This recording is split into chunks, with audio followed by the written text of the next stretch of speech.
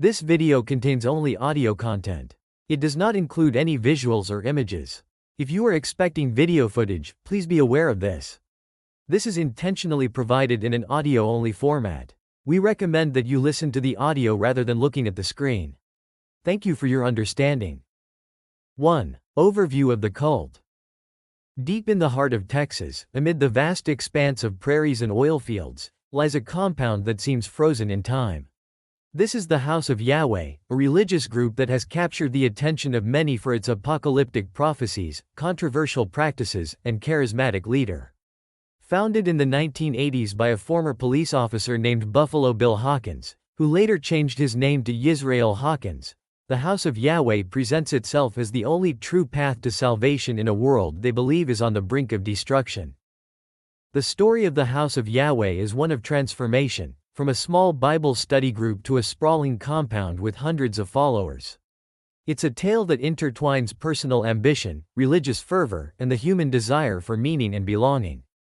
Yisrayl Hawkins, with his commanding presence and claims of divine inspiration, promised his followers a direct connection to God, or as they prefer to call him, Yahweh. The House of Yahweh emerged during a time of religious upheaval in America. The 1970s and 80s saw a surge in new religious movements, many of which offered alternatives to mainstream Christianity. This was the era of the New Age movement, of heightened interest in Eastern spirituality, and of growing disillusionment with traditional religious institutions. It was in this climate that Hawkins' message found fertile ground.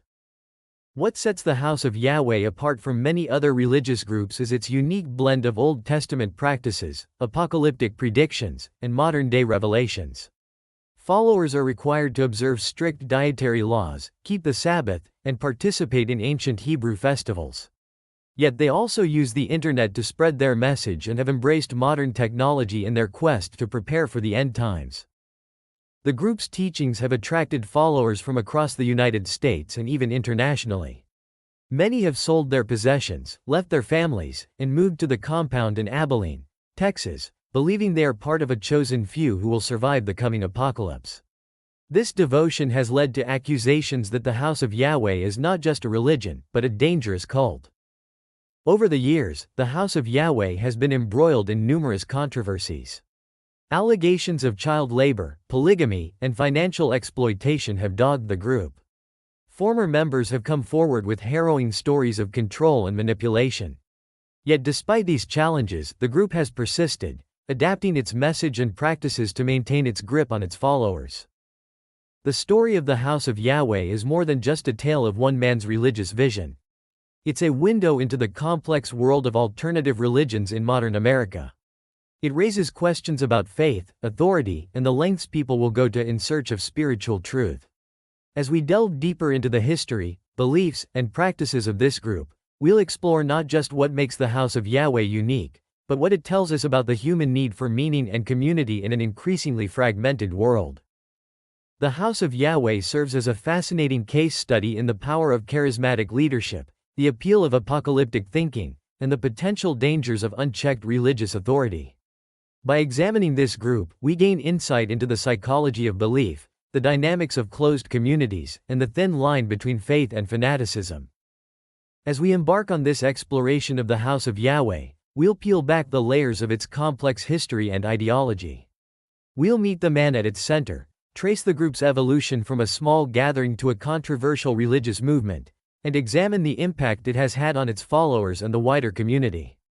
Whether you're a student of religion, a curious onlooker, or someone trying to understand the appeal of fringe beliefs, the story of the House of Yahweh offers a compelling journey into the heart of contemporary American spirituality. 2. Founder and history of the cult. The story of the House of Yahweh begins with its enigmatic founder, a man who would transform himself from a small-town police officer into a self-proclaimed prophet. Born as Buffalo Bill Hawkins in Oklahoma in the 1930s, the future leader of the House of Yahweh had a relatively ordinary upbringing. Raised on a tenant farm near Graham, Oklahoma, young Bill Hawkins grew up in a world far removed from the religious empire he would later build. Hawkins' early life was marked by a blend of rural simplicity and spiritual curiosity. He briefly attended Midwestern Bible College in Stanberry, Missouri, an experience that would plant the seeds of his future religious endeavors. However, his path to becoming a religious leader was far from direct. In his youth, Hawkins dabbled in various pursuits, including a stint as a Bible salesman and even as a singer in his brother's rockabilly band, Buffalo Bill and his Whippoorwills. These early experiences, while seemingly unrelated to his later calling, would prove crucial in developing the charisma and persuasive skills that would later define his leadership. In 1967, Hawkins' life took a significant turn when he joined the Abilene Police Department. For a decade, he served as a patrolman, gaining a reputation as a strict, by-the-book officer. However, his career in law enforcement came to an abrupt end in 1977 under controversial circumstances. Hawkins was accused of having beer in his patrol car, a charge he vehemently denied. Despite being cleared of allegations that he had lied about the incident, Hawkins resigned from the force, citing time-consuming personal business interests. This pivotal moment in Hawkins' life coincided with a spiritual awakening that would set him on the path to founding the House of Yahweh. His brother, Jacob Hawkins, had returned from a 7-year trip to Israel in 1975, claiming to have found proof that Yahweh was God's only recognized name. This revelation sparked a religious fervor in Bill Hawkins, who began to delve deep into biblical studies and ancient Hebrew practices. In 1980, after being ordained by his brother 2 years earlier, Bill Hawkins opened his own House of Yahweh church in an Abilene mobile home. It was a humble beginning for what would become a controversial religious movement. 2 years later, he built a sanctuary in a vacant field abutting T&P Lane, marking the first physical expansion of his growing congregation. A crucial moment in the cult's history came in 1982 when Bill Hawkins legally changed his name to Yisrayl. This name change was more than a personal decision, it was a symbolic rebirth, marking his transformation from an ordinary man to a religious leader claiming divine authority. Yisrayl, he claimed, was the name given to him by Yahweh himself. The early years of the House of Yahweh were marked by rapid growth and increasing devotion from followers. Hawkins' charismatic preaching style, combined with his claim of direct communication with Yahweh, attracted people from across the country. His message was a potent mix of Old Testament law, apocalyptic prophecy, and a promise of salvation for the chosen few. In 1990, the House of Yahweh acquired acreage in Callahan County, Texas, establishing what would become their main compound. This move allowed the group to create a self-contained community, isolated from the outside world and its influences. The compound quickly became a hub of activity, with followers building homes, establishing businesses, and creating a microcosm of society based on Hawkins' teachings.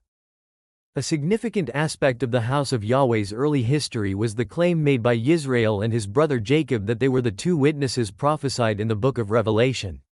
According to biblical prophecy, these two witnesses would prophesy for 3.5 years before being killed and then resurrected. This claim added an air of urgency and divine importance to the brothers' message, further cementing the devotion of their followers.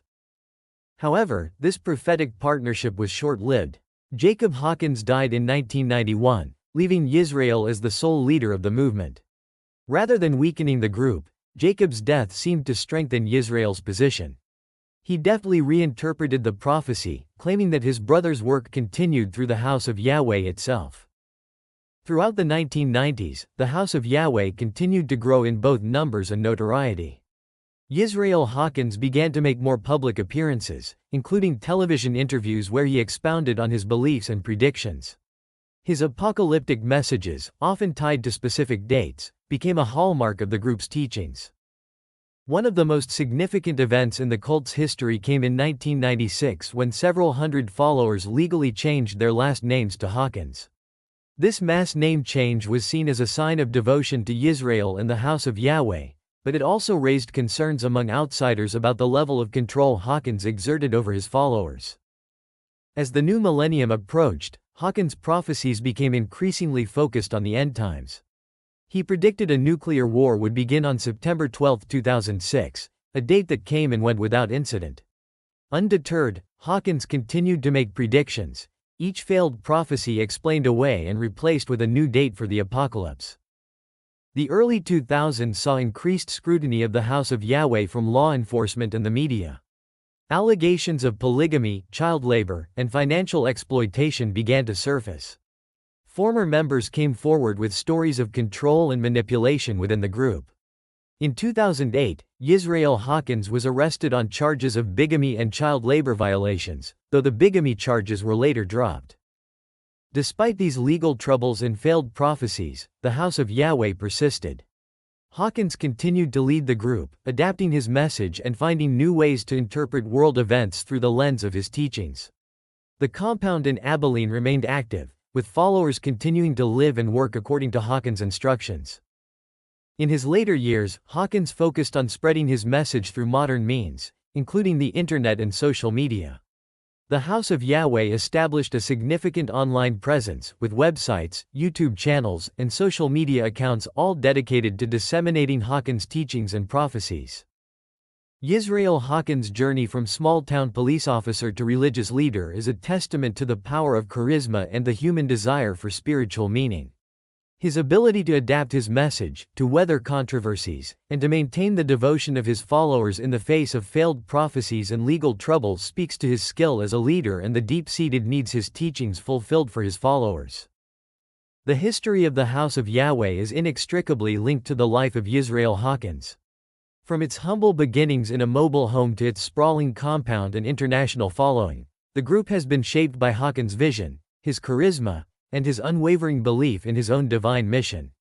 Even as controversies swirled and prophecies failed to materialize, Hawkins remained at the center of the House of Yahweh, guiding its evolution and maintaining his grip on the hearts and minds of his followers. Yisrayl Hawkins passed away in October 2021 at the age of 87, leaving behind a complex legacy. His death marked the end of an era for the House of Yahweh, raising questions about the future of the group and the lasting impact of his teachings. The story of Yisrayl Hawkins and the House of Yahweh serves as a fascinating case study in the birth and evolution of a modern religious movement, offering insights into the power of belief, the appeal of apocalyptic thinking, and the complex dynamics of charismatic leadership in the realm of alternative spirituality. 3. Doctrine. The doctrine of the House of Yahweh is a complex tapestry woven from threads of ancient Hebrew practices, apocalyptic prophecies, and the unique revelations of its founder, Yisrayl Hawkins. At its core, the group's beliefs center around a strict interpretation of Old Testament laws, combined with a fervent belief in imminent end times and the singular importance of their organization in Yahweh's plan for humanity. Central to the House of Yahweh's doctrine is the use of the name Yahweh for God.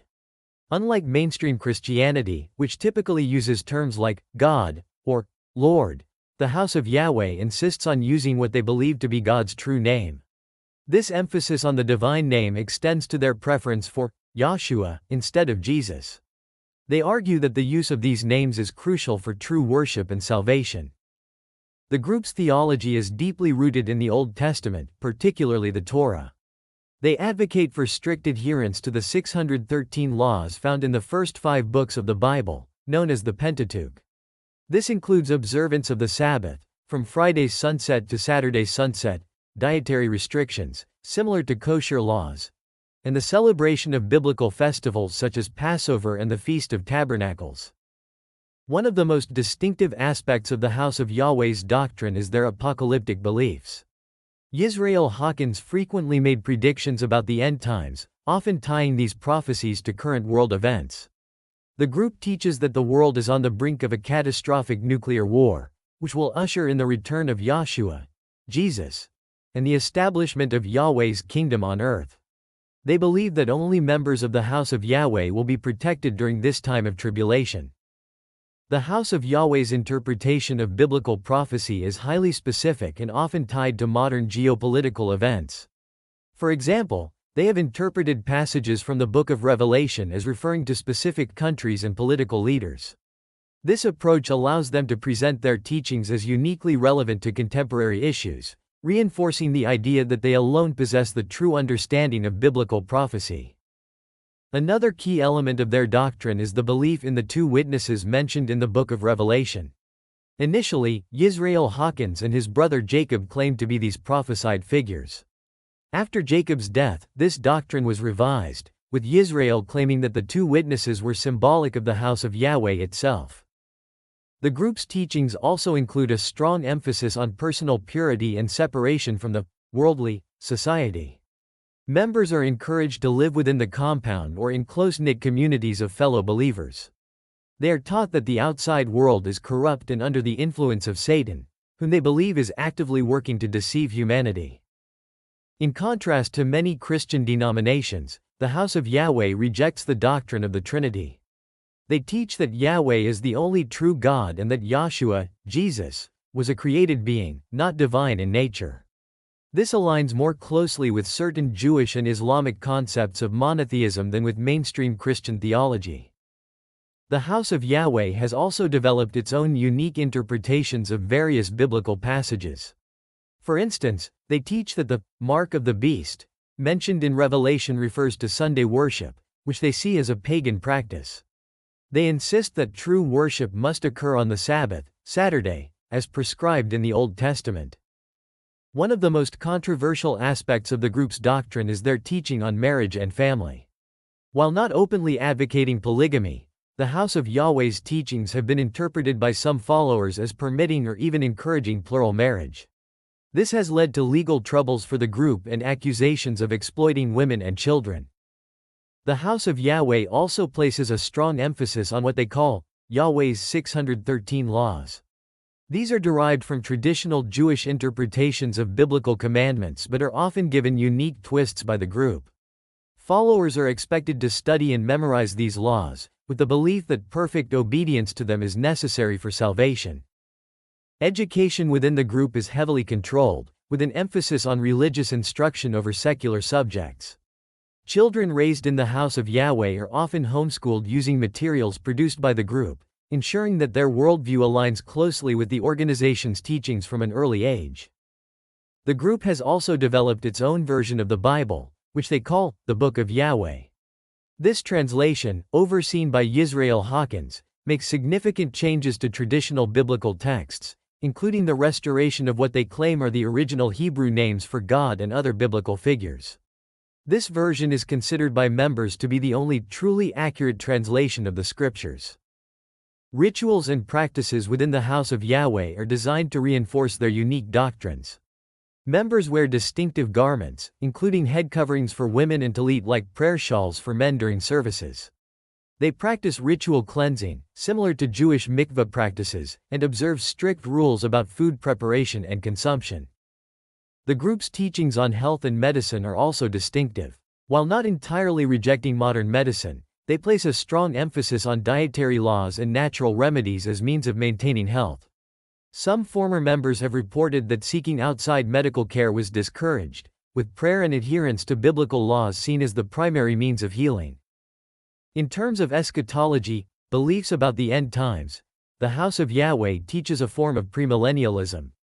They believe in a literal 1,000-year reign of Yahshua on earth, preceded by a period of great tribulation.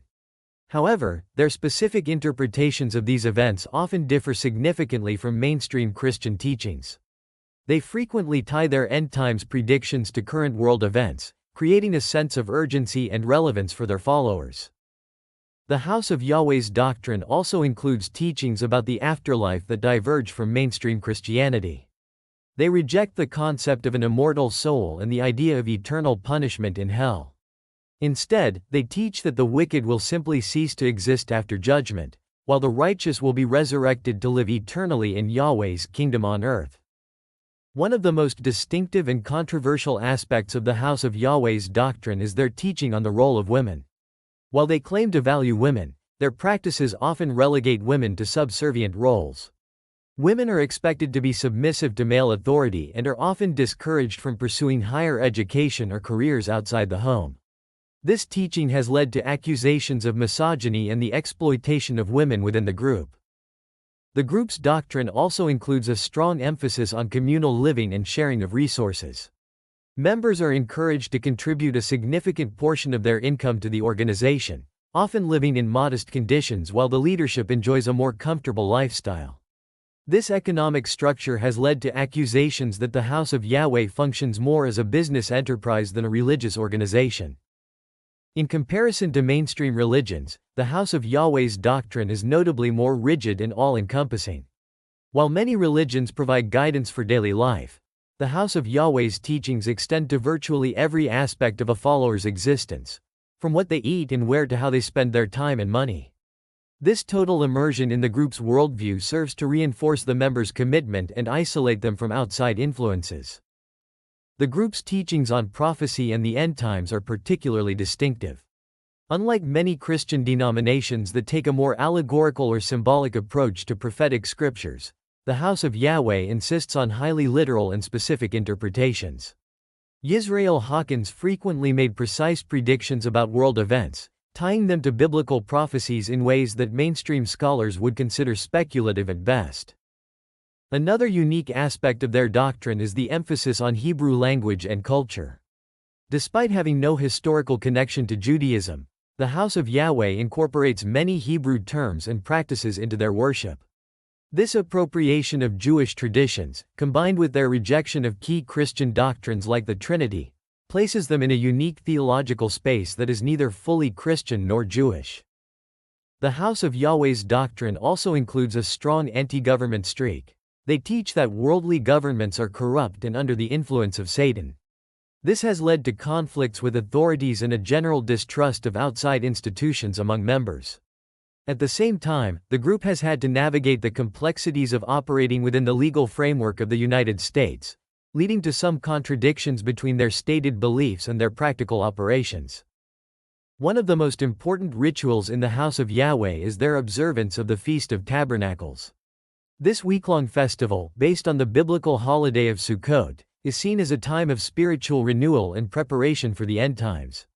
Members from around the world gather at the group's compound in Texas for intensive religious instruction, communal meals, and worship services. This annual event serves to reinforce group cohesion and commitment to the organization's teachings. The House of Yahweh also places great importance on baptism, which they perform by full immersion. However, unlike many Christian denominations, they teach that baptism must be performed in Yahweh's name specifically, rather than the Trinitarian formula used by most churches. They also require rebaptism for anyone joining their group, regardless of previous religious affiliations. In terms of moral teachings, the House of Yahweh promotes a highly conservative lifestyle. They condemn practices such as abortion, homosexuality, and premarital sex in the strongest terms. However, their stance on polygamy has been a source of controversy, with some members practicing plural marriage despite its illegality in the United States. The group's teachings on education and child rearing have also drawn criticism. While they claim to value education, in practice, many children raised in the group receive limited schooling, focused primarily on religious instruction. This has led to concerns about the long-term prospects for young people raised in the organization, particularly if they choose to leave later in life. In conclusion, the doctrine of the House of Yahweh is a complex and often contradictory system that blends elements of Judaism, Christianity, and unique revelations claimed by Yisrayl Hawkins. Its all-encompassing nature, apocalyptic focus, and strict regulations set it apart from mainstream religious traditions. While followers find meaning and purpose in these teachings, critics argue that the doctrine serves primarily to control members and benefit the leadership. Understanding this doctrine is crucial to comprehending the appeal and controversy surrounding the House of Yahweh. 4. Organization and recruitment methods. The organizational structure of the House of Yahweh is hierarchical and centralized, with power concentrated at the top. At the apex of this structure stood Yisrayl Hawkins, who, until his death in 2021, held unquestioned authority as the group's founder and spiritual leader. Hawkins was seen by followers as a prophet, the sole interpreter of Yahweh's will, and the ultimate arbiter of doctrine and practice within the organization. Below Hawkins was a group of male elders who assisted in the day-to-day running of the organization. These elders, often longtime followers who had demonstrated unwavering loyalty to Hawkins and the group's teachings, were responsible for various aspects of the organization's operations. They led religious services, provided counseling to members, and helped enforce the group's rules and teachings. The next level in the hierarchy consists of ordained ministers, both male and female. These individuals have undergone extensive training in the group's doctrines and are authorized to perform certain religious ceremonies. However, their authority is always subject to that of the elders and, ultimately, the leader. At the base of the pyramid are the general members, who are expected to follow the teachings and directives of the leadership without question. Within this group, there is often an informal hierarchy based on perceived spiritual maturity, length of membership, and level of commitment to the organization. The House of Yahweh's organizational structure extends beyond the religious sphere into the economic and social lives of its members. The group operates various businesses within its compound, including a cafeteria, a food processing plant, and several stores. These enterprises are staffed by members who often work for little or no pay, viewing their labor as a form of service to Yahweh.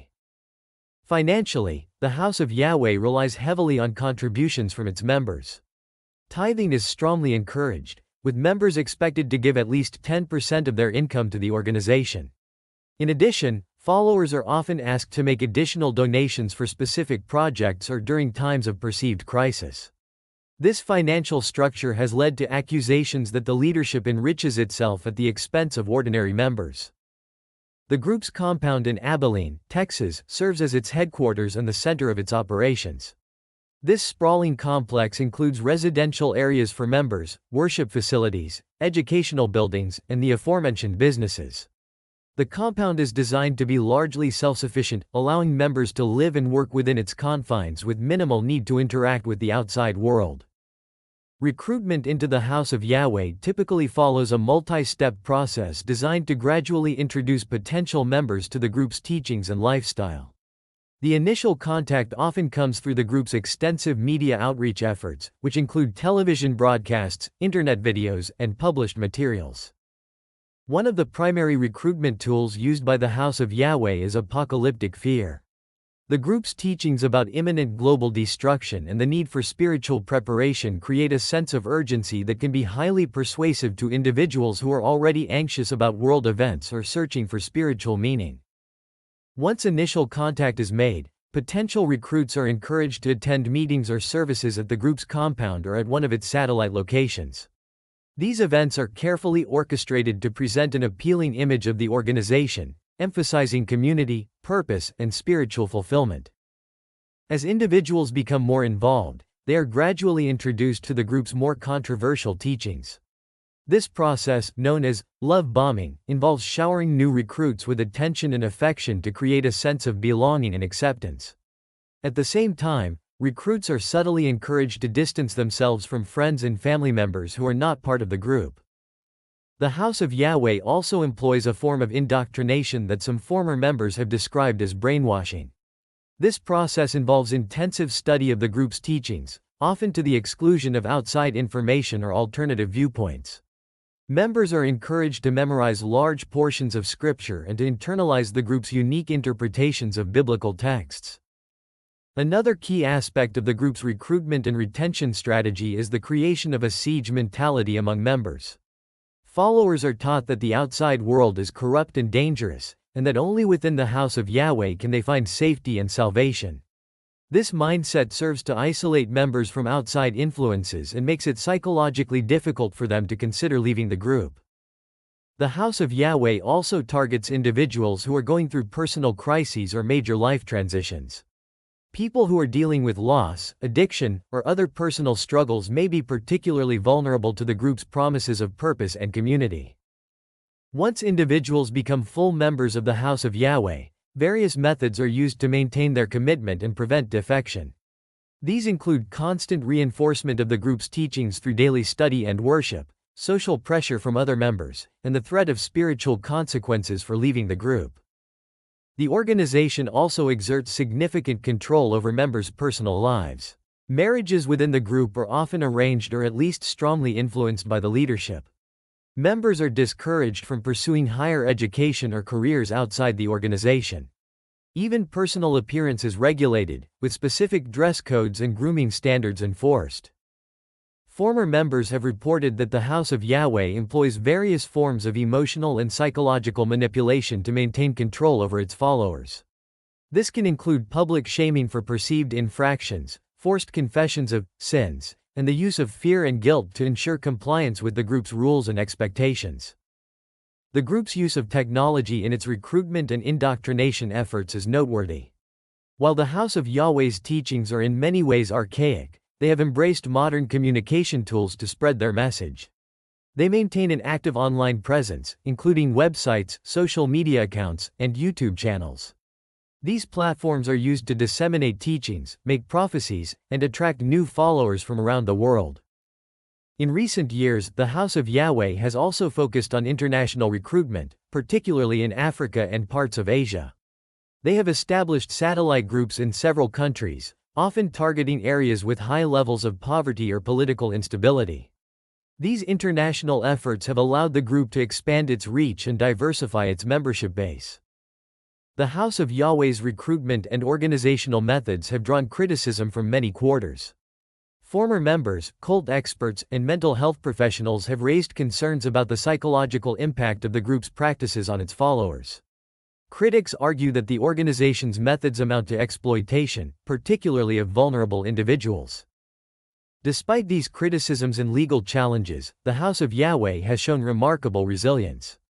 Its organizational structure and recruitment methods have allowed it to survive the death of its founder and continue to attract new members. Understanding these aspects of the group is crucial to comprehending both its longevity and the concerns raised by its critics. 5. Impact on followers. The impact of involvement in the House of Yahweh on its followers is profound and multifaceted, affecting virtually every aspect of their lives. From daily routines to long-term life decisions, the group's influence shapes the experiences of its members in ways that can have lasting consequences. For many followers, a typical day begins before dawn with prayer and scripture study. Members are expected to rise early, often around 4 or 5 a.m., to begin their daily devotions. This practice is seen as a way to demonstrate dedication to Yahweh and to prepare spiritually for the day ahead. One former member, Sarah, name changed for privacy, recalls, "Every morning, without fail, I would wake up in the darkness, grab my book of Yahweh, and spend at least an hour in prayer and study. It was exhausting, but we were taught that this was the only way to truly please Yahweh." After morning devotions, members living on the compound gather for a communal breakfast. Meals are strictly regulated, adhering to dietary laws that the group claims are based on biblical teachings. These restrictions go beyond typical kosher or halal guidelines, often prohibiting certain combinations of foods or requiring specific preparation methods. John, another ex-member, shares, "Mealtimes were always stressful. There were so many rules about what we could and couldn't eat. Mixing meat and dairy was forbidden, but so were many other combinations that most people wouldn't think twice about." Work assignments follow breakfast. Members are expected to contribute labor to the community, often working long hours for little or no pay. These jobs can range from manual labor on the compound's farm to administrative work in the group's offices. Women are typically assigned to domestic tasks such as cooking, cleaning, and childcare, while men take on more public-facing roles. Lisa, who left the group after 15 years, explains, "I spent most of my days in the community kitchen or looking after other people's children. It was exhausting, and I never had time for myself. But we were taught that this was our way of serving Yahweh." Education within the House of Yahweh is heavily controlled. Children are typically homeschooled using materials produced by the group, which prioritize religious instruction over secular subjects. This approach can leave members ill-equipped for life outside the community. Michael, who grew up in the group and left in his early 20s, shares his experience. "When I finally left, I realized how little I knew about the world. I struggled to find work because my education was so limited. It took years of night classes and self-study to catch up." Social life within the House of Yahweh is almost entirely centered around the group. Members are discouraged from maintaining close relationships with non-members, including family. This isolation serves to reinforce the group's teachings and make it more difficult for members to leave. Rachel, whose parents joined the group when she was a teenager, recalls, "I wasn't allowed to see my old friends anymore. We were told they were worldly and would lead us astray. My whole world became the compound and the people in it." The group's teachings on marriage and family life have a significant impact on followers. Arranged marriages are common, with the leadership often playing a role in matching couples. Women are expected to be submissive to their husbands and to prioritize childbearing and homemaking over personal ambitions. David, who left the group after 20 years, shares, "My marriage was arranged by the elders. I barely knew my wife when we got married. We were told it was Yahweh's will, so we didn't question it." The psychological impact of membership in the House of Yahweh can be severe. Many followers develop intense feelings of guilt and fear, constantly worried about breaking the group's numerous rules or failing to live up to its high standards. This anxiety can lead to mental health issues such as depression and anxiety disorders. Emma, who spent her childhood in the group, describes her experience. "I was always terrified of doing something wrong. I had nightmares about being cast out or punished by Yahweh. Even years after leaving, I still struggle with anxiety." Financial exploitation is another significant impact on followers. Members are encouraged to donate heavily to the organization, often to the point of personal hardship. Many followers give up their life savings or go into debt to support the group. Tom, who left the group after discovering financial irregularities, shares, "I gave them everything I had. I truly believed it was for Yahweh's work. When I left, I had nothing, no savings, no retirement fund, nothing." The group's apocalyptic teachings also have a profound effect on followers' life choices. Many members put off education, career advancement, or starting families because they believe the end of the world is imminent. Sarah explains, "I didn't see the point in going to college or building a career. We were told the world would end any day. I wasted years waiting for a prophecy that never came true." For those who do leave the House of Yahweh, the impact of their involvement can last for years. Many struggle to adjust to life outside the group, lacking basic life skills and struggling with the psychological aftermath of their experiences. Mark, who left after 25 years in the group, describes his difficulties. "It was like learning to live all over again. I didn't know how to manage money, how to interact with people outside the group, even how to make simple decisions for myself. It's been a long, hard road to recovery." The impact on children raised in the group is particularly significant. Many grow up isolated from mainstream society, with limited education and social skills. They may struggle with identity issues and have difficulty forming healthy relationships outside the group. Linda, who left the group as a young adult, shares, "I felt like an alien in the outside world. I didn't understand pop culture references, I had no idea how to date or make friends. It's taken years of therapy to work through the issues from my childhood." Health issues can also arise from the group's teachings. While not entirely rejecting modern medicine, the House of Yahweh places a strong emphasis on faith healing and natural remedies. This can lead to members delaying or refusing necessary medical treatment. James, whose mother was a devoted member, recounts, "My mom got sick, but she refused to see a doctor. She said Yahweh would heal her if she had enough faith. By the time she finally went to the hospital, it was too late." The impact of involvement in the House of Yahweh extends beyond individual members to their families and communities. Relationships with non-member family members are often strained or severed entirely, leading to painful estrangements. Local communities may also be affected, particularly in areas where the group has a significant presence. Despite these negative impacts, it's important to note that some followers report positive experiences within the group. They describe a sense of purpose, community, and spiritual fulfillment that they didn't find elsewhere. Mary, a current member, says, "I know people on the outside don't understand, but for me, the House of Yahweh has been a blessing. I found peace and meaning here that I never had before." However, even for those who report positive experiences, the all-encompassing nature of involvement in the House of Yahweh can make it difficult to maintain a balanced perspective. The group's teachings permeate every aspect of members' lives, from their daily routines to their worldview and sense of identity. The impact on followers' mental health is particularly concerning. Many former members report struggling with anxiety, depression, and post-traumatic stress disorder, PTSD, after leaving the group. The constant fear of divine punishment, the pressure to meet impossibly high standards, and the isolation from the outside world can create lasting psychological scars. Dr. Rachel Thompson, a psychologist who has worked with several former members of the House of Yahweh, explains, The psychological impact of involvement in such a controlling group can be severe and long-lasting. Many of my patients struggle with issues of self-worth, difficulty making decisions, and a deep-seated fear of the outside world. It often takes years of therapy to work through these issues.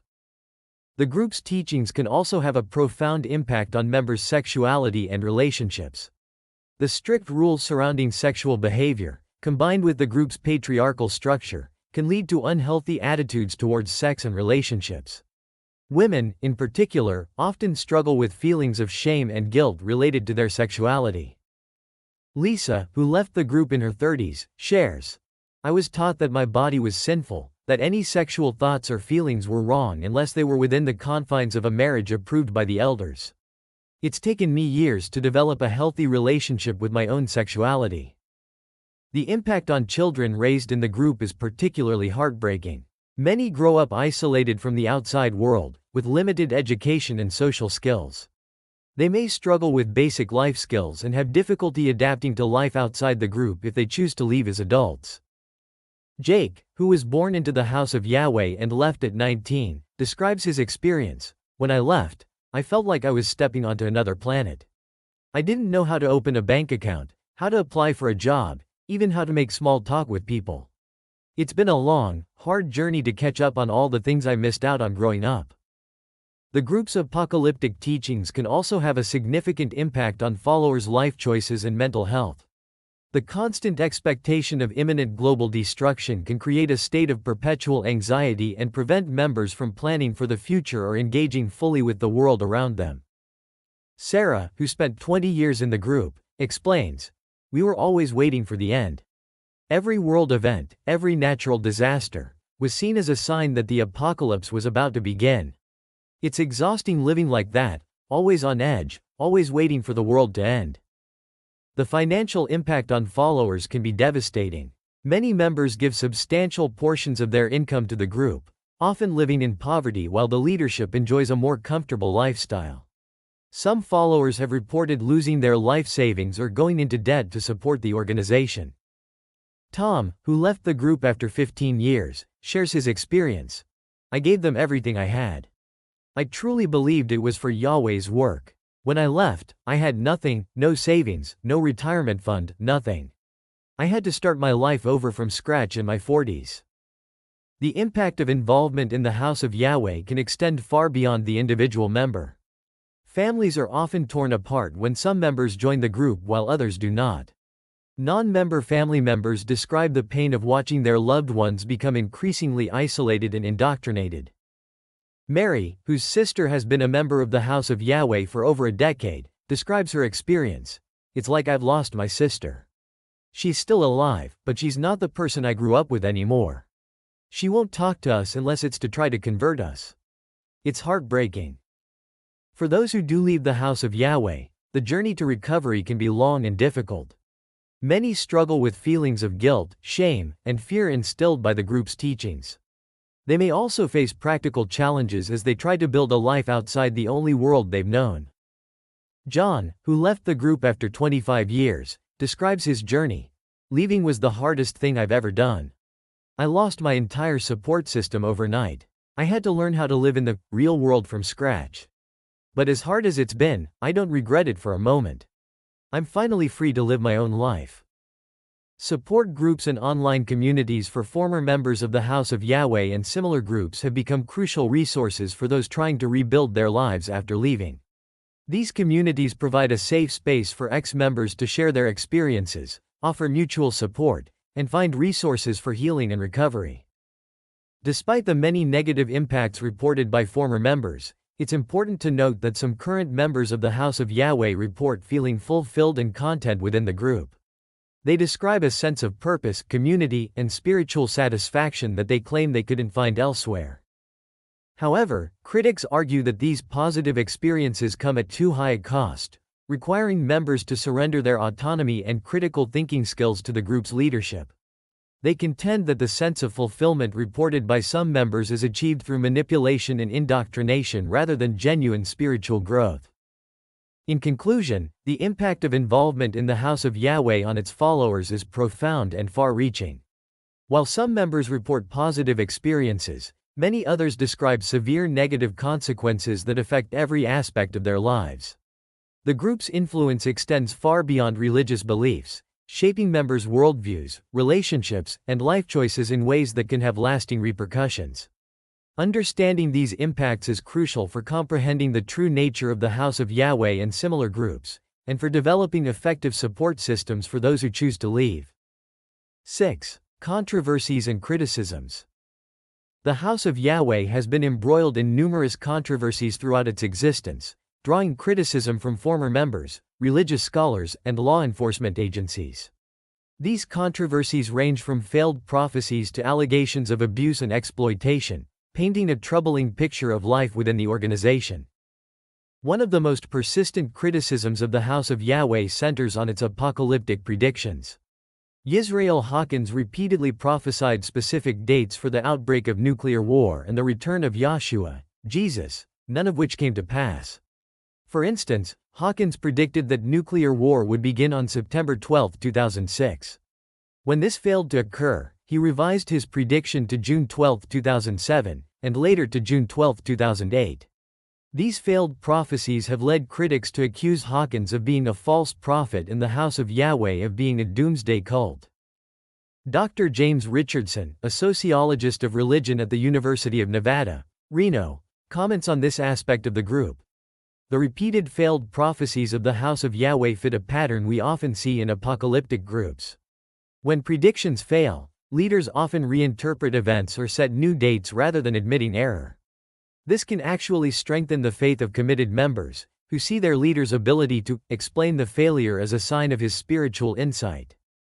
Another major controversy surrounding the House of Yahweh involves allegations of polygamy and sexual abuse. While the group does not officially endorse polygamy, former members have reported that it is practiced by some male members, particularly those in leadership positions.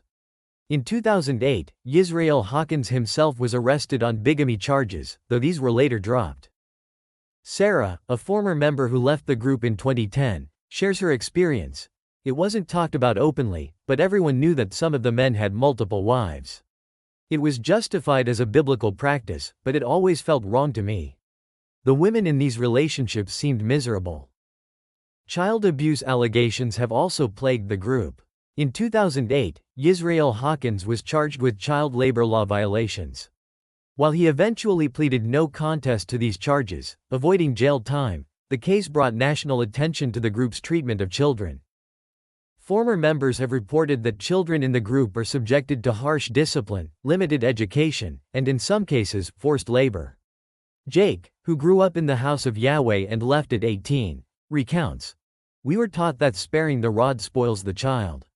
Physical punishment was common, and we were made to work long hours from a young age. Looking back, I can see it was exploitation, but at the time, we thought it was normal."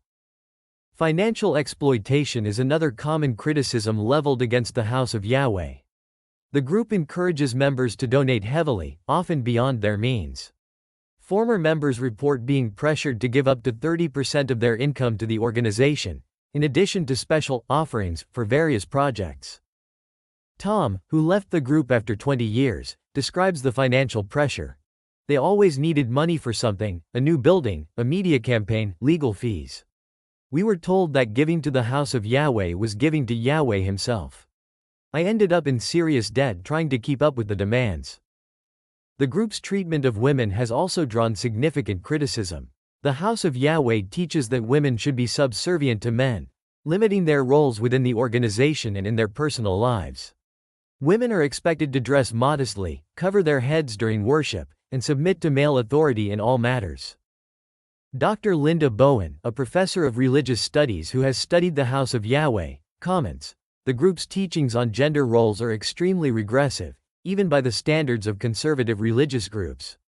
Women in the House of Yahweh are essentially treated as second-class citizens, with little autonomy or opportunity for personal growth outside of prescribed roles." The House of Yahweh's legal troubles have been extensive. In addition to the charges against Yisrayl Hawkins, other members of the group have faced legal action.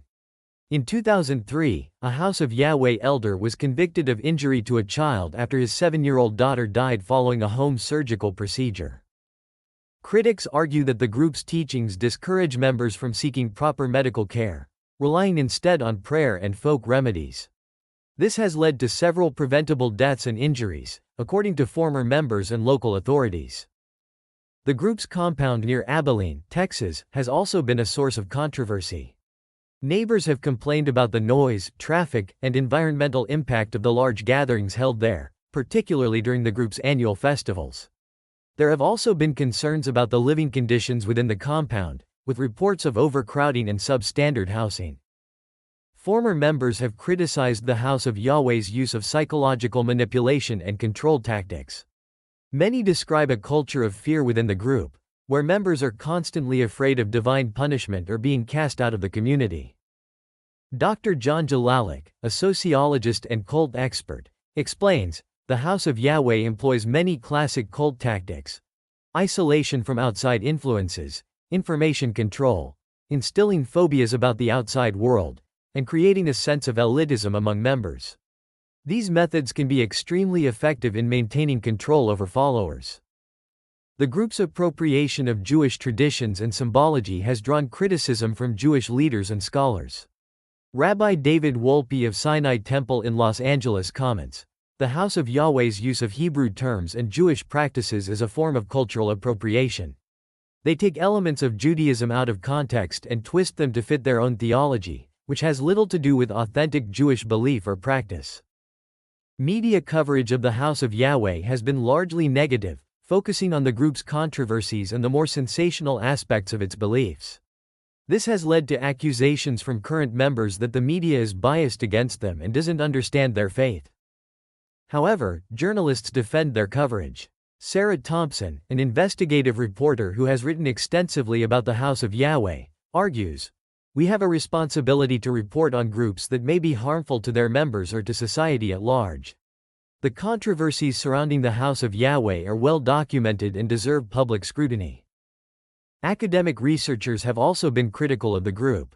Dr. Benjamin Zablotsky, a professor of sociology at Rutgers University who studies new religious movements, states, "The House of Yahweh displays many characteristics of what we would classify as a destructive cult. Its teachings and practices can have severe negative impacts on members' psychological well-being and social relationships." Despite these criticisms, the House of Yahweh has its defenders. Current members argue that outsiders misunderstand their beliefs and practices. They claim that the media and former members exaggerate or fabricate negative stories about the group. Mary, a longtime member, says, "People call us a cult because they don't understand our beliefs.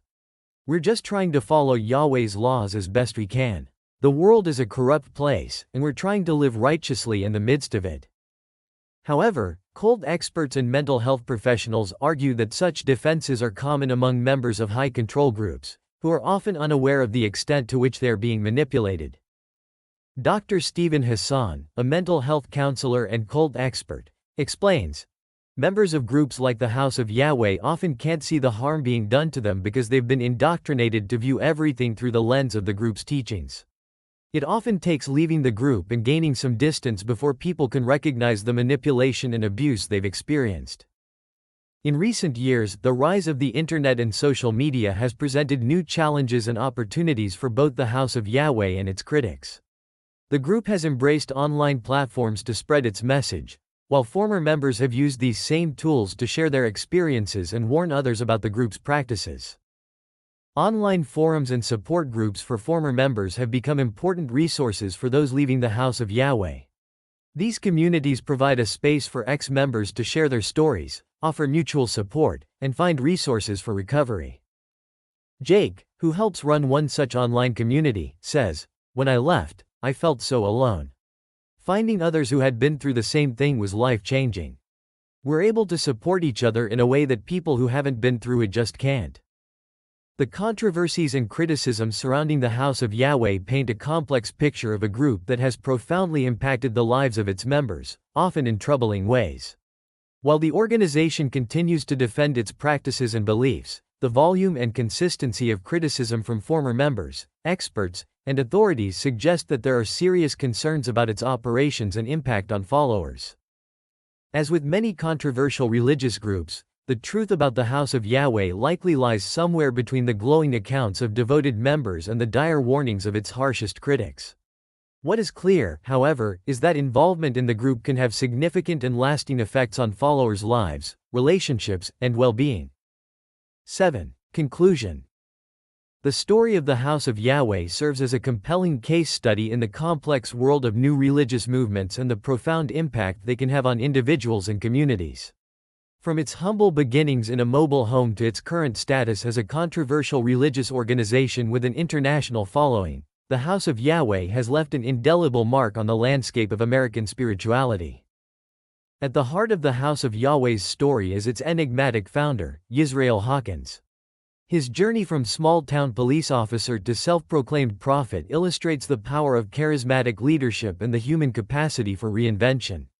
Hawkins' ability to attract and maintain a devoted following, even in the face of failed prophecies and legal troubles, speaks to the deep-seated human need for meaning, purpose, and community. The House of Yahweh's unique blend of Old Testament law, apocalyptic prophecy, and modern-day revelations offers a fascinating window into the ways in which religious beliefs evolve and adapt in the contemporary world. The group's teachings, while rooted in ancient texts, are continually reinterpreted to maintain relevance in the face of changing world events and failed predictions. However, the controversies and criticisms surrounding the House of Yahweh cannot be ignored. The numerous allegations of abuse, exploitation, and manipulation raise serious questions about the group's practices and the welfare of its members. The stories of those who have left the group, struggling to rebuild their lives and heal from their experiences, serve as a stark reminder of the potential dangers of high-control religious organizations. The impact of involvement in the House of Yahweh on its followers is profound and far-reaching. For some, the group provides a sense of purpose, community, and spiritual fulfillment. For others, it has led to financial ruin, strained family relationships, and lasting psychological trauma. These divergent experiences highlight the complex and often contradictory nature of involvement in such groups. The House of Yahweh's story also raises important questions about religious freedom and the limits of tolerance in a pluralistic society. At what point does the right to religious expression infringe upon the rights and well-being of individuals? How can society balance respect for religious beliefs with the need to protect vulnerable individuals from exploitation and abuse? As we reflect on the House of Yahweh, it's crucial to consider the broader implications of its existence. What does the appeal of such groups tell us about the state of mainstream religion and society at large? Are there unmet needs or societal pressures that drive people to seek answers in fringe religious movements? The persistence of the House of Yahweh, even after the death of its founder, demonstrates the resilience of belief systems and the human capacity for faith. It also serves as a cautionary tale about the potential dangers of unquestioning devotion and the importance of critical thinking in matters of faith and spirituality. As we conclude our exploration of the House of Yahweh, it's important to recognize that this group is not an isolated phenomenon. Rather, it is part of a broader landscape of alternative religious movements that have emerged in response to societal changes, spiritual seeking, and disillusionment with mainstream institutions. Understanding groups like the House of Yahweh can provide valuable insights into human psychology, social dynamics, and the evolving nature of religious expression in the modern world. Moreover, the story of the House of Yahweh underscores the importance of education and awareness about high-control groups and their tactics.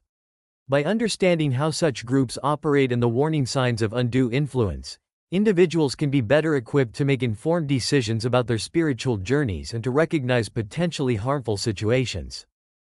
For those who have been affected by involvement in the House of Yahweh or similar groups, this exploration may offer validation of their experiences and hope for healing. It's crucial to recognize that recovery from such experiences is possible, and that resources and support are available for those who seek it. As we move forward, it's essential to approach the subject of alternative religious movements with both critical thinking and compassion. While it's important to be aware of the potential dangers posed by high-control groups, it's equally important to respect individuals' rights to religious freedom and to seek meaning in their lives. The story of the House of Yahweh, with all its complexities and contradictions, serves as a mirror reflecting our society's ongoing struggle with questions of faith, community, and personal autonomy. It challenges us to examine our own beliefs, to question authority, and to consider the delicate balance between individual freedom and social responsibility. In the end, the tale of the House of Yahweh is not just about one religious group or one charismatic leader. It's a story about human nature, our capacity for belief and devotion, our vulnerability to manipulation, and our enduring quest for meaning and belonging. As we grapple with these universal themes, we are reminded of the importance of approaching matters of faith and spirituality with both open-mindedness and discernment.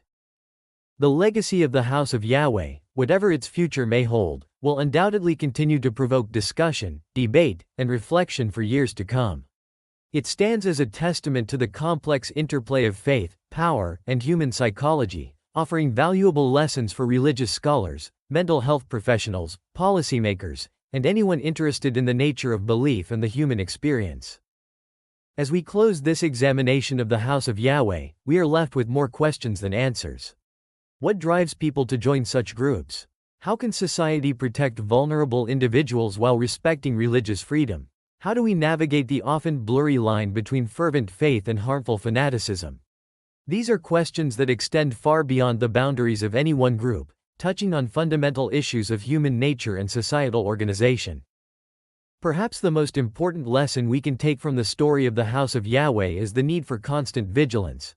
Not just against external threats, but against our own capacity for self-deception and the allure of simple answers to complex questions. In a world of uncertainty and change, the promise of absolute truth and divine protection can be seductive. But as the experiences of many House of Yahweh members remind us, such promises often come at a steep price. As we face the challenges of an increasingly complex and interconnected world, the story of the House of Yahweh serves as both a warning and a call to action.